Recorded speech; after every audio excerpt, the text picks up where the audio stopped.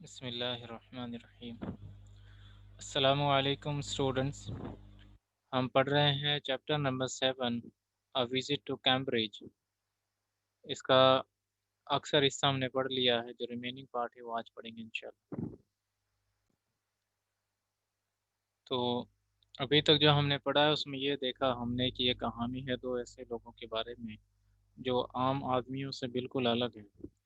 एक व्यक्ति है स्टीफन हॉकिंग्स, जो पूरी तरीके से पैरालाइज हैं, लेकिन वो फिज़िक्स के साइंटिस्ट हैं। वो अंतरिक्ष के बारे में फिज़िक्स से रिलेटेड स्टडी करते थे, और वो जो डिसेबल्ड पर्सन्स होते हैं उनसे थे, तो वो भी डिसेबल्ड लेकिन उनसे थोड़ा अलग थे। वो अपनी बात जो है एक मशीन के ज़रिए बताते थे, कंप्यूटर की मदद से वो अपनी बात जो है वो लोगों को कहते थे। लोगों की बात सुन तो सकते थे वो, लेकिन वो अपनी बात समझाने के लिए कंप्यूटर मशीन का यूज़ करते थे। और दूसरा हमने देखा है कि ऐसे व्यक्ति हैं जो ऐसी बीमारी से, यानी उन्हें ऐसी बीमारी है कि उनकी हड्डियां जो है बहुत ही कमज़ोर हैं। थोड़े से ही अ, दबाव डालने के कारण या चोट लगने के कारण उनकी हड्डियां जो है वो टूट जाती है, यानी बिल्कुल नरम हड्डियां हैं, हड्डियों में उनके अंदर सख्ती नहीं है।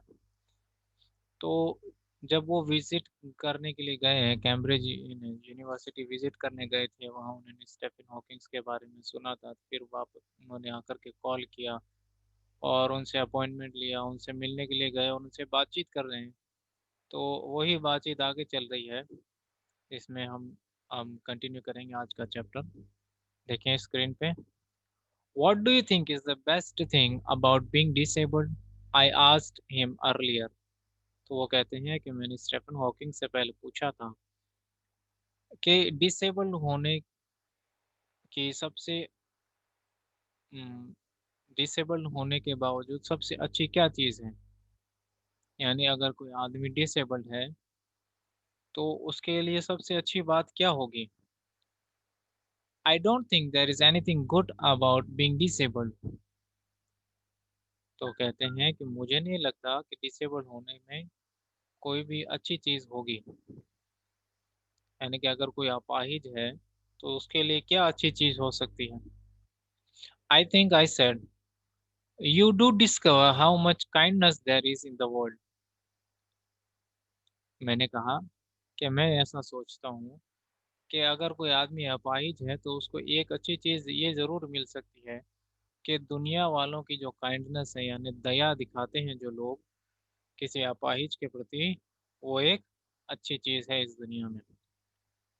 यस ही सेड, उन्होंने हाँ कहा। It is a disadvantage of his voice synthesizer that it could not convey no inflection, no shades or tone।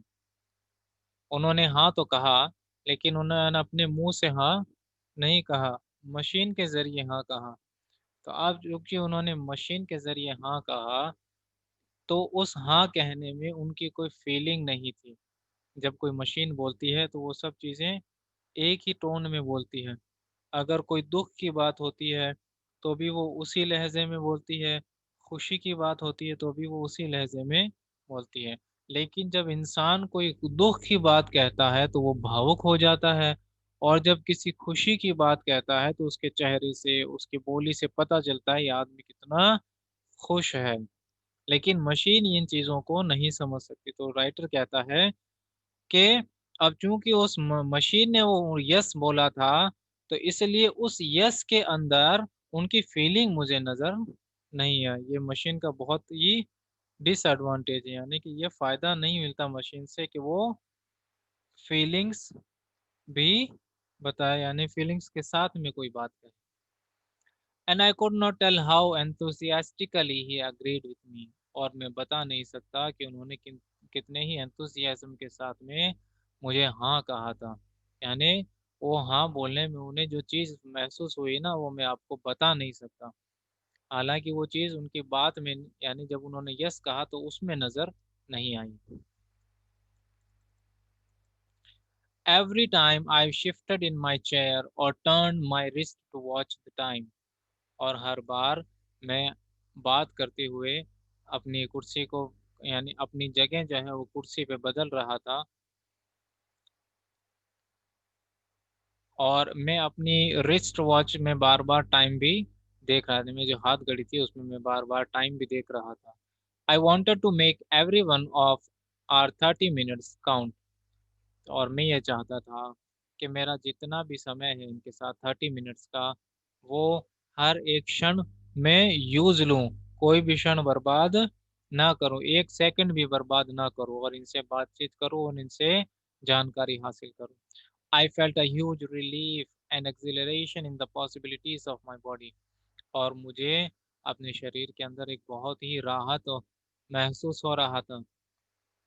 How little it mattered then that I would never walk or even stand। ये इससे किसी को क्या फर्क पड़ता है, क्या फर्क पड़ेगा कि मैं चल नहीं सकता हूँ या मैं खड़ा भी नहीं हो सकता। I told him how he had been an inspiration beyond clinch for me and surely for others। Did that thought help him? तो मैंने उनसे कहा कि आप मेरे लिए एक इंस्पिरेशन है, प्रेरणा है। मैं आपसे बहुत कुछ सीखा हूँ और न सिर्फ मैं सीखा हूँ बल्कि दूसरे लोग भी काफी कुछ आपसे सीखे हैं। क्या ऐसी बात जब आपके सामने आती है, जब लोग आपसे कहते हैं कि भाई आप तो हमारे लिए प्रेरणा है, आपसे तो हम बहुत कुछ सीखते हैं, तो आपको कुछ आपके दिमाग में कुछ बातें आती है, यानी कि आपको कैसा फील होता है? No, he said. उन्होंने मना कर दिया कि नहीं, मुझे कुछ फीलिंग, यानी कि जब कोई कहता है ना कि हमें आपसे बहुत मिलकर के अच्छा लगा या आप हमारी इंस्पिरेशन है, आपको देख करके हम जो है वो आगे बढ़ते हैं, हमें प्रेरणा मिलती है। And I thought how foolish I was to ask. और मैं कितना फूलिश यानी मूर्ख था, मैंने उनसे ये पूछ लिया। When your body is claustrophobic room, कि जब आपकी जो आपका जो शरीर है ये एक जगह जकड़ दिया जाए यानी दबा दबा रहे, इसको आप हिला नहीं सकते हैं। आपके शरीर को आप हिला नहीं सकते हैं अपनी मर्जी से। तो मेरे लिए ये शरीर वैसा ही है। And the walls are growing narrower day by day. और मेरा जो शरीर है ना ये दिन ब दिन सिकुड़ता जा रहा है। It doesn't do much good to know that there are people outside smiling with admiration to see you breathing still।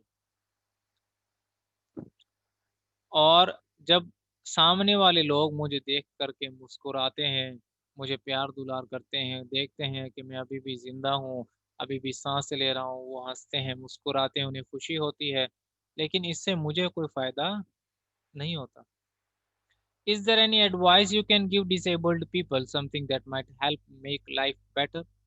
तो उसने पूछा कि आप डिसेबल्ड लोगों को कुछ मशवरा, कोई राय देना चाहेंगे, यानी उनके लिए कुछ कहना चाहेंगे जिसे वो सुने और उन्हें फायदा मिले। They should concentrate on what they are good at. उन्हें उन्हीं चीजों पर फोकस करना चाहिए, ध्यान देना चाहिए जिसमें वो अच्छे हैं। कोई डिसेबल्ड है तो उसे उस चीज पर ध्यान देना चाहिए जिस काम को वो अच्छे से कर सकता है। अगर वो अच्छे से पढ़ाई कर सकता है तो उसको अच्छे से पढ़ाई करनी चाहिए। अगर अच्छे से वो कोई काम कर सकता है पैसे कमाने के लिए तो उसे वो काम करना चाहिए। अगर उसको साइंटिस्ट बनने का शौक है, उसको डॉक्टर बनने का शौक है, तो उसे उस काम में ध्यान देना चाहिए। यानी कहने का मतलब यह है उसको जिस चीज में अच्छा लगता है, जिस जिस चीज को वो अच्छे से कर सकता है उसे वो काम करना चाहिए। I think things like the disabled Olympics are a waste of time.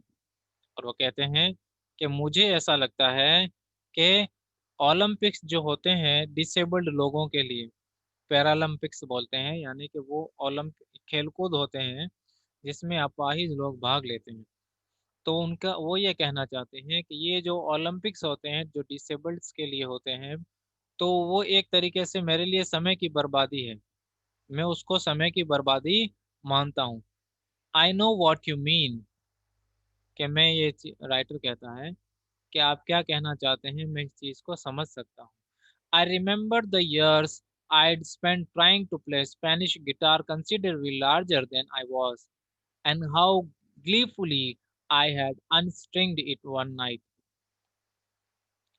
और मुझे ये याद है कि कुछ सालों पहले मैं एक स्पेनिश गिटार बजाना सीख रहा था। एक स्पेनिश गिटार बजाना सीख रहा था जो मुझसे भी बड़ा था, जो मुझसे भी बड़ा था। और एक रात को क्या हुआ, मैंने उसके तारों को खोल दिया, और बड़ी खुशी खुशी खोला मैंने, मुझे कोई दुख नहीं हुआ, मैंने उसके तारों को खोल दिया।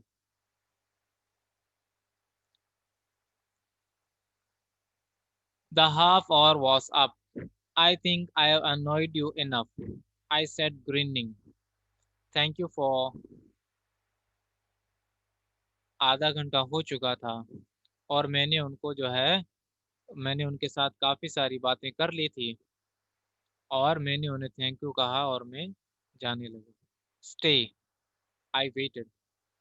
उन्होंने मुझे रुकने के लिए कहा कि रुको। मैं रुक गया। Have some tea, I can show you the garden. कि रुको, चाय पियो, मैं तुम्हें मेरा गार्डन दिखाता हूँ। The garden was as big as a park.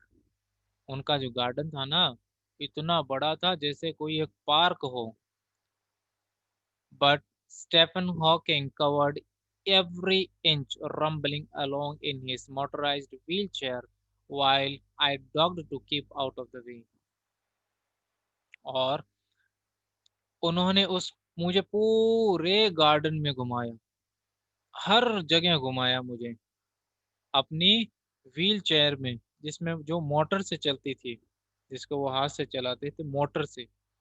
हाँ, उसमें बटन लगे होते थे, स्विच लगे होते थे उसमें व्हील चेयर में, जिसमें वो जब आगे भी जैसे रिमोट कंट्रोल कार होती है ना, है ना, तो वैसी उनकी व्हील चेयर थी, वो पहिए वाली चेयर व्हील चेयर थी। जब उसको वो हाथ उसको जो है ना वो बटन से चलाते थे तो वो आगे पीछे, तो कहते हैं कि उनकी जो मोटर वाली जो व्हील चेयर थी उस पे वो घूम रहे थे, और मैं उनके रास्ते में आने से बच रहा था। We couldn't talk very much, the sun made him silent. हम ज्यादा बातें नहीं कर पाए क्योंकि थोड़ी ही देर में सूरज जो है वो डूब गया था। The letters on his screen disappearing in the glare. और अब उनकी स्क्रीन पे जो है वो जो वर्ड्स लिखे हुए आते थे वो धीरे धीरे धुंधले होने यानी गायब होने शुरू हुए। An hour later we were ready to leave. और एक घंटे बाद हम जाने के लिए तैयार थे, यानी हम मैं वहां से निकलने वाला था। I didn't know what to do. मैं नहीं जानता था कि मैं अब क्या करूं। I could not kiss him or cry.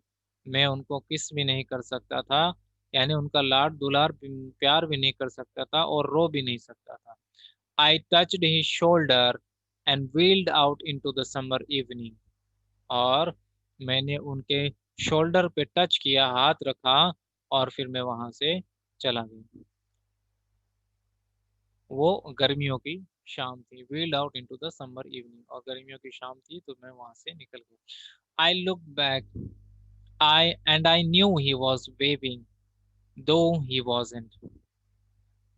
मैंने पीछे देखा तो मुझे ऐसा लगा कि वो मुझे हाथ हिला करके अलविदा कह रहे हैं, हालांकि वो हाथ नहीं हिला सकते थे, मुझे वैसे ही महसूस हुआ। Watching him, an embodiment of my bravest self, the one I was moving towards, the one I had believed in for so many years alone, I knew that my journey was over for now। अब उनको देख करके मुझे लग रहा था कि अब जब मैं वहां से उन्हीं से मिल करके आया हूँ तो मुझे अपने अंदर एक बहादुरी जैसा जब भाव आ रहा है, और जिस चीज को मैं इतने सालों से सोच रहा था मैं अब उस चीज की तरफ बढ़ रहा हूँ। यानी मैं अपाहिज था और मैं अपने आप को कमजोर समझता था, लेकिन अब जब मैं उनसे मिल करके जा रहा हूँ तब मुझे ऐसा भाव आ रहा है जैसे मैं बहुत ही बहादुर व्यक्ति हूँ, इस दुनिया में मैं कुछ भी कर सकता हूँ। अभी के लिए तो मेरी जर्नी यानी यात्रा जो थी वो, जो मैं विजिट करने जिस यात्रा पर आया था, अभी तो मेरी वो यात्रा पूरी हो गई, लेकिन मैं उनसे बहुत ही कुछ सीख करके जा रहा हूँ। Firdaus Kanga from the heavens on wheels. Firdaus Kanga इस चैप्टर की कहानी के लिखने वाले हैं। कहानी नहीं, एक्चुअल अकाउंट है ये। अब हम करेंगे comprehension check. What is the right sentence? Number one, Cambridge was my metaphor for England. To the writer, Cambridge जो है राइटर के लिए उसने कहा था, Cambridge was my metaphor for England, के इंग्लैंड मेरे लिए मेटाफर है। इस लाइन का क्या मतलब बनता है?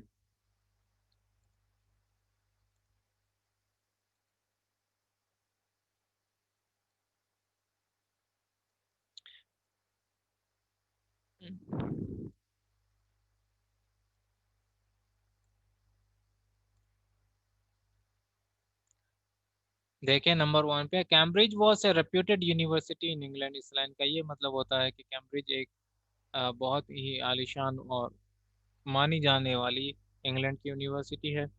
Number to, England was famous for Cambridge, या इंग्लैंड जो है कैम्ब्रिज के लिए फेमस है।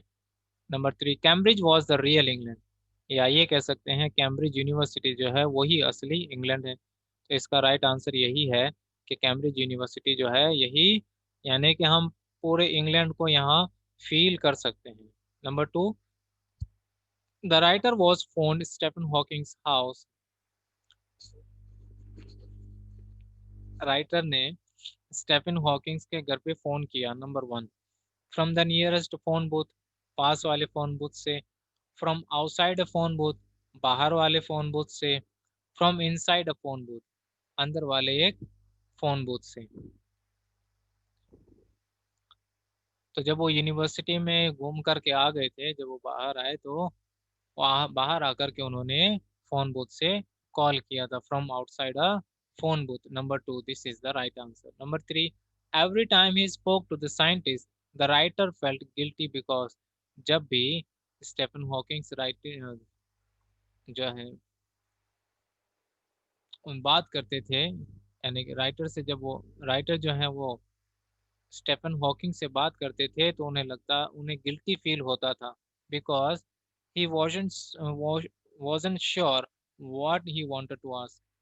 नंबर वन, उन्हें लगता था कि उन्हें क्या पूछना है ये उन्हें बात मालूम नहीं है। Number two, he forced the scientist to use his voice synthesizer, या इसलिए उनको गिल्टी फील होती थी क्योंकि वो जब कुछ बात पूछते तो साइंटिस्ट को जवाब देना होता और उसके लिए वो वॉइस सिंथेसाइजर का यूज करते।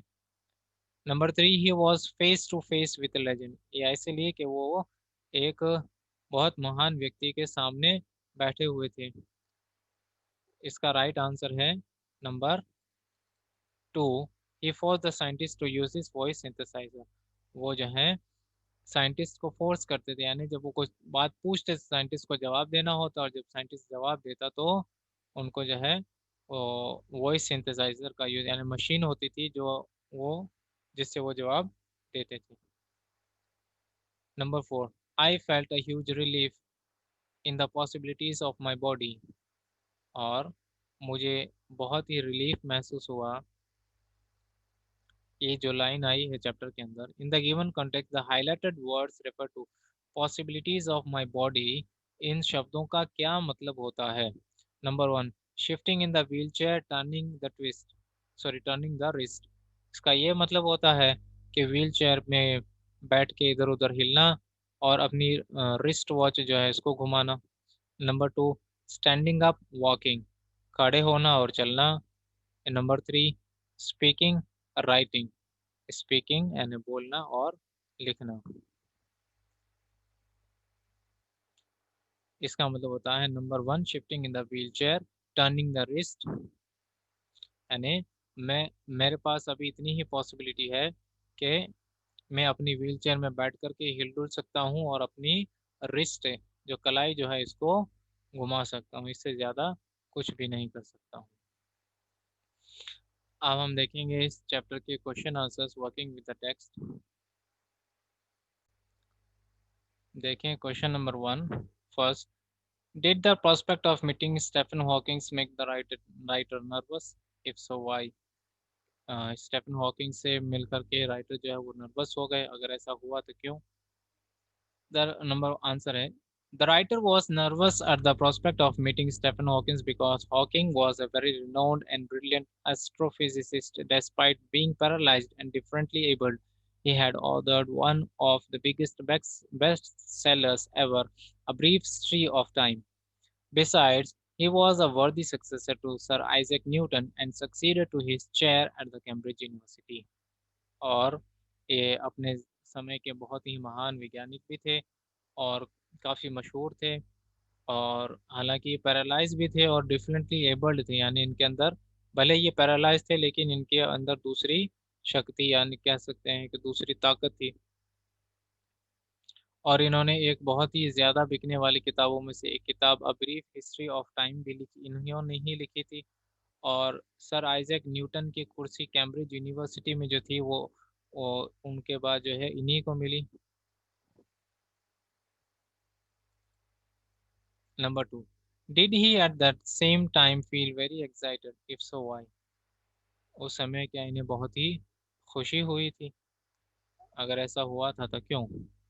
यस, हाँ, इन्हें जरूर खुशी हुई थी। The author Firdaus Ganga was super excited to meet Stephen Hawking because he wasn't expecting that he would be getting an opportunity to have a face-to-face conversation with such a great personality। यानी फिरदौस गंगा जो है Stephen Hawking से मिलकर के बहुत ही खुश हुए, क्योंकि उन्हें शायद वो ये कहते हैं कि क्योंकि उन्हें जो है स्टीफन हॉकिंग से आमने सामने बैठ करके बात करने का मौका मिला था। He wondered that although Hawking was paralysed and differently abled, उन्हें मालूम था कि हॉकिंग जो है पैरालाइज्ड हैं और डिफरेंटली एबल्ड हैं।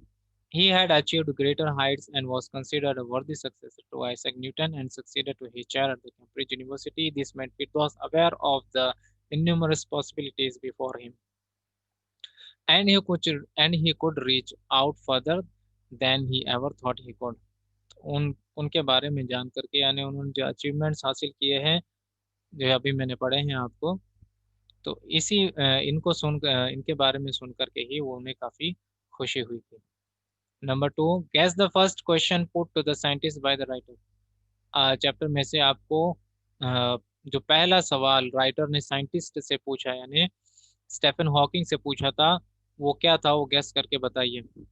The first question that the writer might have asked the scientist was if he felt relieved and brave for accomplishing such great achievements in life despite being disabled। तो उन्होंने ये पूछा होगा कि आपने इतनी ऊंचाई यानी इतना सक्सेस पाया है, इतने अचीवमेंट्स हासिल किए हैं डिसेबल होने के बावजूद, क्या अब आपको रिलीफ है? यानी अब आप तो खुश हैं, यानी आपने अपनी जिंदगी में इतना कुछ पा लिया है, अब तो आप खुश हैं। हो सकता है ये सवाल उन्होंने पहला पूछा हो। Question number 3, Stephen Hawking said I have had no choice, कि मेरे पास कोई चॉइस नहीं है। Does the writer think there was a choice? What was it? तो क्या राइटर को लगता है कि उनके पास में कोई चॉइस थी? अगर थी तो वो क्या हो सकती थी? तो वो क्या थी? आंसर है, although Stephen Hawking stated that he had no choice but to remain confined to the wheelchair, the writer felt that living creatively with the reality of his disintegrating body was a choice for him। Writer के हिसाब से Stephen Hawking के अंदर जो creativity थी उसी को देखते हुए कहते थे कि उनके पास चॉइस थी। Firdaus strongly felt that Hawking could have easily sulked and surrendered to life rather to choose to accomplish new heights despite being disabled। वो कहते हैं कि चॉइस ही तो थी, वो चाहते थे तो अपनी लाइफ को सरेंडर कर सकते थे। सरेंडर करने का मतलब वो चाहते थे, वो अगर वो चाहते तो इतने कुछ बड़े प्रयास नहीं करते। यानी उन्होंने इतने बड़े बड़े जो काम किए हैं, ये उन्होंने, उनके पास चॉइस थी तभी तो उन्होंने किए हैं। अगर उनके पास कोई चॉइस नहीं होती तो वो कब के ही मर चुके होते, अपनी जिंदगी खत्म कर चुके होते। Number 4, I could feel his anguish. What could be the anguish?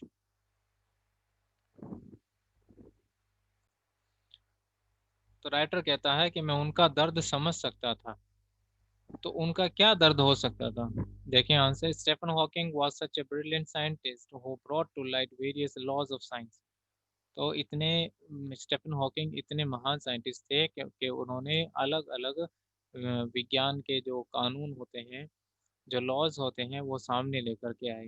His mind was always receptive to new ideas. और उनका जो दिमाग था वो नए आइडियाज रिसीव करने के लिए तैयार रहता था। And he always wanted to express the different thoughts in his mind. और अपने दिमाग में आने वाले अलग अलग विचारों को वो एक्सप्रेस यानी बताते थे। He was dependent on a voice synthesizer for expressing his thoughts without any emotions. और वो एक वॉइस सिंथेसाइजर का इस्तेमाल करते थे, मशीन होती, ताकि वो अपने बातें दूसरों को बता सके, लेकिन उनमें कोई इमोशन नहीं होते थे, फीलिंग्स नहीं होती थी। The writer could understand Hawking's anguish for his helplessness and felt that there were innumerable things which he wanted to express. तो राइटर कहता है कि उनके पास बहुत सारी ऐसी चीजें थी जिन्हें वो बताना चाहते थे लेकिन बता नहीं पाते थे, but was unable to do so. His entire existence was dependent on a computer for expressing his thoughts and emotions. और उनकी सारी यानी पूरी उनकी जिंदगी जो थी वो एक कंप्यूटर पे ही डिपेंड थी। He was full of anguish for this reason. हो सकता है इस वजह से जो है वो गुस्से से भरे हुए। Number 5, what endeared the scientist to the writer so that he said he was looking at one of the most beautiful men in the world. Writer ने ऐसा क्यों कहा कि वो इस दुनिया के एक बहुत ही खूबसूरत आदमी को देख रहा है? The writer asked Stephen Hawking if he found it annoying for causing disturbance in his work. तो राइटर ने जब स्टीफन हॉकिंग से पूछा था कि क्या मेरा आना आपको काम में डिस्टरबेंस दे रहा है? Without any second thought Hawking quickly with a yes. और हॉकिंग ने जो है इंतजार नहीं किया और झट से उन्होंने क्या कहा कि हाँ, तुम्हारे आने से मैं परेशान हो रहा हूँ। But he suddenly gave a one-way smile and this endeared the scientist to the writer. और ये कहने के फौरन बाद जो है उन्होंने जो है वो स्माइल दिया। स्माइल असल में वो एक ही साइड में दे सकते थे, दूसरी साइड में उनको लिप्स जो है वो काम नहीं करते थे। तो जो ये देख करके जो है राइटर को लगा कि नहीं, साइंटिस्ट जो है वो बहुत ही ब्यूटीफुल आदमी है इस दुनिया का। The writer instantly felt that he was indeed looking at one of the most beautiful men in the world, who, although is disabled physically, but has a beautiful soul, not a body, which is nothing but just an accessory. और उनके पास ऐसा Stephen Hawking के जो है वो दुनिया के बहुत ही खूबसूरत इंसानों में से एक हैं। भले ही वो शारीरिक रूप से सक्षम नहीं है, लेकिन उनकी आत्मा जो है वो बहुत ही खूबसूरत है। उनका शरीर जो नहीं है, खूबसूरत नहीं है, लेकिन वो उनके लिए एक एक्सेसरी है कि भाई उस बस उसके साथ में है। Question number 6, read aloud the description of the beautiful man, which is the most beautiful sentence in the description. The most beautiful sentence in the description of the beautiful man is, before you, like a lantern, whose walls are worn so thin you glimpse only the little inside, oh sorry, only the light inside, is the incandescence of a man. The above sentence describes Hawking's personality as his inner beauty or glow that's so beautiful and vibrant which renders his physical inability nothing but just an accessory. Question number 7, if the lantern is the man, what would its wall be? अगर lantern एक आदमी है तो उसकी walls क्या होंगी? If the lantern is the man, its wall would refer to the structure of the human body. तो उसका ह्यूमन बॉडी जो है, उसका जो शरीर है, वो उसकी दीवारें होंगी। What is housed within the thin walls? उन पतली दीवारों के अंदर क्या है? The light of the light of life is housed within the thin walls of the external structure. यानी हमारी जिंदगी की जो रोशनी है वो उन दीवारों के अंदर है। Number 3, what general conclusion the writer draws from the comparison. तो राइटर ने ये कंपैरिजन किया है ना एक लैंटर्न से और स्टीफन हॉकिंग्स को, तो इसका क्या मतलब निकलता है? Number 3 answer, the author implies that inside the human body there is an eternal soul which is incandescence of a man। तो राइटर के कहने का मतलब ये है कि हमारे शरीर के अंदर एक आत्मा होती है जो कभी नहीं मरती। The outer physical structure is nothing more than just an accessory. और हमारा बाहर का जो शरीर है बस ये हमारे साथ है जब तक हम जिंदा हैं। Number 8 question number, what is the scientist message for the disabled. और जितने भी डिसेबल्ड लोग हैं उनके लिए क्या मैसेज दिया है स्टीफन हॉकिंग ने? Stephen Hawking emphasized on the fact that every person, irrespective of his capacity or disability, should try to focus on enhancing or working towards on what they are good at। Short में यही है इसका कि disabled लोगों को उसी चीज़ पर focus करना चाहिए जिस काम को वो अच्छे से कर सकते हैं। He further added that disabled should not make unnecessary foolish efforts to imitate normal people. और डिसेबल्ड लोगों को जो है वो लोगों के यानी कि अपने बेकार के प्रयास नहीं करने चाहिए नॉर्मल पीपल को फॉलो करते हैं, जिसका एग्जांपल उन्होंने दिया था कि भाई ओलंपिक्स जो है ना होता है ना, जो अपाहिज लोगों के लिए ओलंपिक्स होता है, तो वो अपाहिज लोगों के काम के नहीं है, उनके लिए वो एक वेस्ट ऑफ टाइम है। They should make the best utilization of the available resources and be thankful to God for granting him the ability to achieve or accomplish any impossible task। और वो ये भी कहते हैं जितनी भी रिसोर्सेस यानी जो भी चीज़ें उनके आसपास हैं जिनको वो इस्तेमाल कर सकते हैं या अपना जो जिस काम को अच्छे से कर सकते हैं उस काम को करने के लिए जो भी रिसोर्सेस अवेलेबल हैं उनका अच्छे से यूज़ करना चाहिए और ईश्वर का शुक्रिया अदा करना चाहिए और अपने काम जितने भी काम हैं उनको अच्छे से पूरा करना चाहिए। Number 9, why does the writer refer to the guitar incident, which idea does it support. Writer ने ये क्यों कहा था वो गिटार वाली जो बात बताई थी और वो किस बात को सपोर्ट करने के लिए बताई थी? When Stephen Hawking mentioned to the author that Olympics for the disabled was a complete waste of time, this reminded the author about the years that he spent trying to play the Spanish guitar, which was considerably larger than him। तो जब उन्होंने Olympics की बात बताई, Paralympics जो disabled लोगों के लिए होता है कि ये तो वेस्ट ऑफ टाइम है, तो ये बात सुनकर के उनको याद आया, हाँ 10 साल कुछ सालों पहले भी जो है मैंने भी ऐसा ही काम किया था, मैं गिटार बजाना सीख रहा था जो मुझसे भी बड़ा था, यानी वो मेरे लिए एक बेकार का काम था, मुझे उससे कोई फायदा नहीं हुआ। One night he लूजन the guitar strings without any regret. और एक रात तो उन्होंने क्या किया, उस गिटार के सारे तार खोल दिए और उन्हें उस बात का कोई दुख भी नहीं हुआ। The author could understand Hawking's message for disabled which mentions that one should try to concentrate on what they are good at. Hawking का संदेश वो राइटर समझ गया कि कोई भी डिसेबल्ड व्यक्ति है तो उसको वही काम करना चाहिए जिसको करने में वो बहुत ही अच्छा है, rather than trying to compare themselves or imitate the normal people। और अपने और नॉर्मल पीपल से कंपेयर करने के बजाय या उनकी देखा देखी करने के बजाय वही काम करना चाहिए जिसको वो अच्छे से कर सकते हैं। Question number 10, the writer expresses his great gratitude to Stephen Hawkings, what is the gratitude for. यानी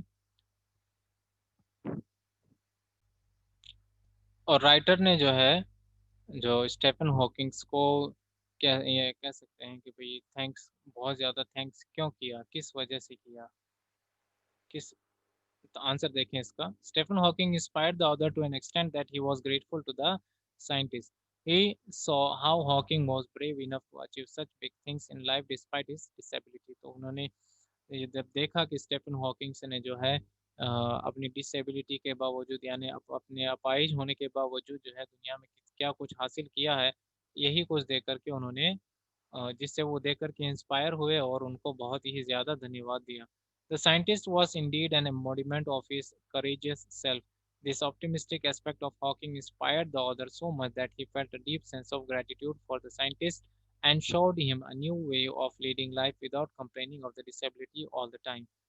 तो उनसे उन्हें ये सीख मिली जिसकी वजह से उन्हें थैंक्स कहा कि आ, उन्होंने अपनी ज़िंदगी के अंदर बहुत ही मेहनत मशक्क़त किया, है ना, डिसेबल होने के बावजूद, यानी हार नहीं मानी, और जितनी भी कठिनाइयाँ आई हैं उनको अच्छे से पार किया है। और कभी भी अपनी हालत की उन्होंने शिकायत नहीं की कि भाई मुझे तो ऐसा कर दिया, मुझे वैसा कर दिया, ऐसा उन्होंने कुछ जो है अपनी ज़िंदगी में कभी नहीं किया। तो ये चीज़ें सीखी है राइटर ने स्टेफन हॉकिंग से, इसीलिए उन्होंने उन्हें धन्यवाद कहा। Question number 10, complete the following sentences taking their appropriate parts from both the boxes below. आपके टेक्स्ट बुक के अंदर बॉक्स बने होंगे, और बॉक्सेस के अंदर से चूज करके आंसर्स लिखने थे। आपकी स्क्रीन पे आपको ये आंसर्स नज़र आ रहे होंगे, नंबर 1 2 3 4 5 ये करना। आई होप आप सभी स्टूडेंट्स को चैप्टर समझ में आया होगा। पहले आप वर्ड मीनिंग्स करेंगे, उसके बाद में जो क्वेश्चन आंसर्स अभी मैंने बताए हैं आपको, ये स्क्रीन को पॉज करके आप ये सब क्वेश्चन आंसर्स करेंगे। क्लास एंड करते हैं। अस्सलाम वालेकुम।